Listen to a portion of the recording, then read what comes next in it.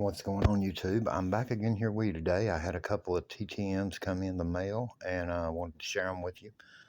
And I've already opened them, as you can see. The first one here, Jim Beattie, um, sent 1978 and 1979 and 1980 Topps cards, picture with the Yankees, as well as an 82 Topps card of him with the Mariners. Um, for you younger fans that are not familiar with this guy, he had a decent career, nothing spectacular. When he came up, he showed a ton of promise with the Yankees. He actually pitched a complete game in the World Series, had a lot of talent. And like a lot of young players at that time that the Yankees developed, he was traded to the Seattle Mariners, or he was traded to another team for more experienced or veteran talent. And he ended up getting traded to Seattle, and he pitched for Seattle through, I believe, the 1986 or 87 season. He had some decent years as a starter. He battled a lot of injuries throughout his career and never really became the quality starting pitcher that many people thought he would be at the time. But he was still a very good player. And here you can see. Let me see if my phone will.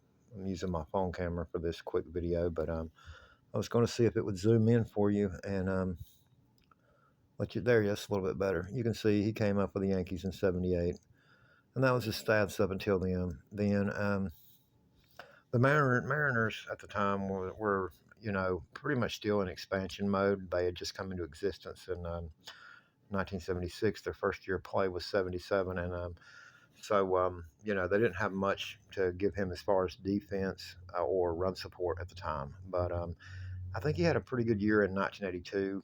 Um, but he was around for a lot longer than that, but he battled injuries, like I said. The other TTM, Ron Kittle. Both of these guys, by the way, great signers. Ron Kittle here put a stamp on the back of the envelope, ronkittle.com.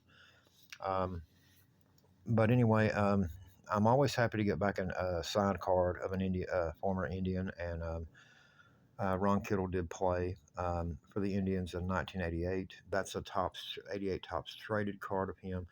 Sadly, Mr. Kittle signed in black Sharpie, but sadly, this one, the one I wanted signed the most for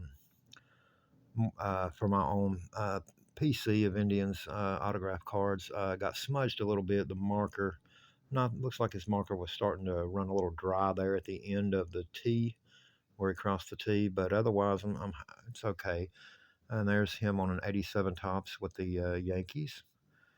88 Topps, pitcher here with the Yankees, and 88 Donruss.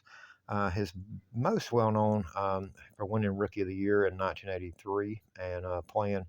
He had probably his best success with the Chicago White Sox. He was always known as a power hitter, but he had that great rookie year of '83, winning Rookie of the Year on a team that won the American League Western Division and made it to the playoffs. In those days, there were only four teams that made it to the playoffs. You had to win your division, and there were only four divisions, two in the American League and two in the National League. So it was a lot harder for players to make it to the postseason in those days.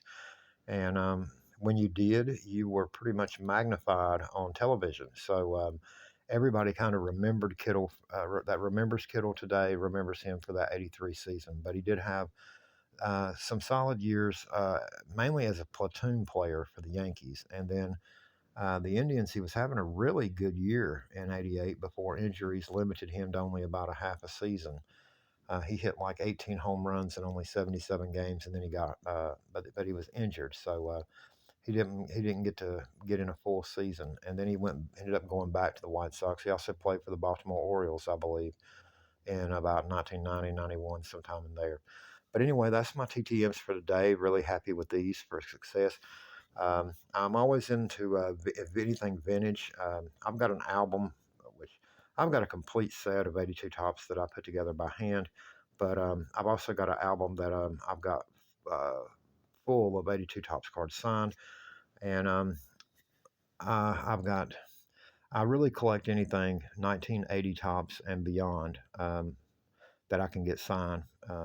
I try to get as many as I can signed because those are what I call the vintage era of the '70s and going on back beyond. So any players that I can write to that played in the 70s or beyond in the 60s, I will write to when I get cards of them and try to get them autographed.